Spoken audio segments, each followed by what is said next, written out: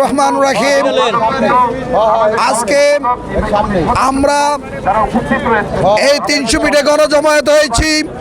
আমি বাংলাদেশ চালক দল কেন্দ্রীয় কমিটির সভাপতি, আমার সাথে উপস্থিত হয়েছেন চালক দল কেন্দ্রীয় কমিটির সাধারণ সম্পাদক ফজলে কবির সাগর, কেন্দ্রীয় কমিটির অন্যান্য নেতৃবৃন্দ, ঢাকা মহানগর দক্ষিণের নেতৃবৃন্দ, উত্তরের নেতৃবৃন্দ, আমরা সবাই আজকে একত্রিত হয়েছি। আমাদের ভারপ্রাপ্ত চেয়ারম্যান তারেক রহমান বাংলাদেশে এসেছে। আমরা স্বাগতম জানানোর জন্য, আমরা শুভেচ্ছা জানানোর জন্য এখানে এসেছি। যিনি দীর্ঘ 18 বছর প্রেস্টিজ হাসিনার অত্যাচারে বাংলাদেশ থেকে দেশের বাইরে ছিলেন, আজকে তিনি বাংলাদেশের মাটিতে পা রেখেছেন। ইনশাল্লাহ এদেশে আসার সাথে সাথে এদেশ থেকে দুর্নীতি চিরতরে নস্যাৎ হয়ে যাবে, দুর্নীতি বাজতে চলে যাবে।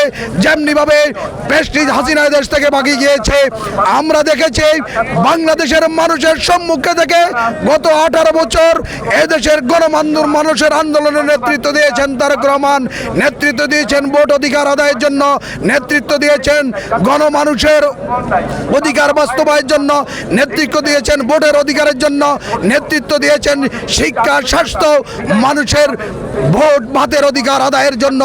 আজকে দেখেছেন আমাদের গণতন্ত্র পুনরুদ্ধারের জন্য যে ভূমিকা তারেক রহমান রেখেছেন, বাংলাদেশের অন্য কোন নেতা সেখানে রাখেন নাই। আপনারা দেখেছেন তারেক রহমান কারা নির্যাতিত নেতা। তারেক রহমানের ভাই আরাফাত রহমান কুকুর বাংলাদেশে নির্যাতনের শিকার হয়ে সে মৃত্যুবরণ করে, শাহাদাত বরণ করেছে। আমাদের নেত্রী বহুদিন দীর্ঘ 5টি বছর বিনা দোষে কারাবরণ করেছেন, বিনা অপচিকিৎসায় আজকে মৃত্যু সজ্জায় আমাদের নেত্রী। আমরা বলতে চাই বাংলাদেশে এমন কোন দল নাই যে দল এত অত্যাচারিত হয়েছে। এদেশের জন্য শহীদ রাষ্ট্রপতি জিয়াউর রহমান, যিনি স্বাধীনতার ঘোষক, যিনি মুক্তিযুদ্ধের সেক্টর কমান্ডার, যিনি স্বাধীনতার ঘোষক, যিনি এদেশের মানুষের জন্য শাহাদাত বরণ করেছেন চট্টগ্রামে। আজও রেডিওতে কান মনে হয় শোনা যায় যিনি স্বাধীনতার ঘোষণা করছেন, এদেশের গণমানুষের নেতৃত্ব হাত দিয়েছেন, উন্নয়নের প্রতীক্ষিত হয়েছেন। এদেশে শিল্প বাণিজ্যের উন্নয়ন হয়েছে, শিক্ষার উন্নয়ন হয়েছে, খাদ্য বস্ত্রের উন্নয়ন করেছেন একমাত্র জিয়াউর রহমান।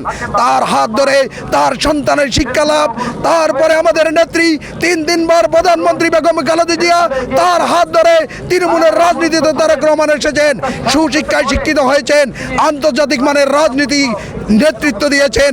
আজকে তিনি বাংলাদেশে নামছেন, লক্ষ কোটি জনতা তার ভালোবাসা আর সিক্ত করবেন। এই নেতাকে আজকে স্বাগতম জানাবে।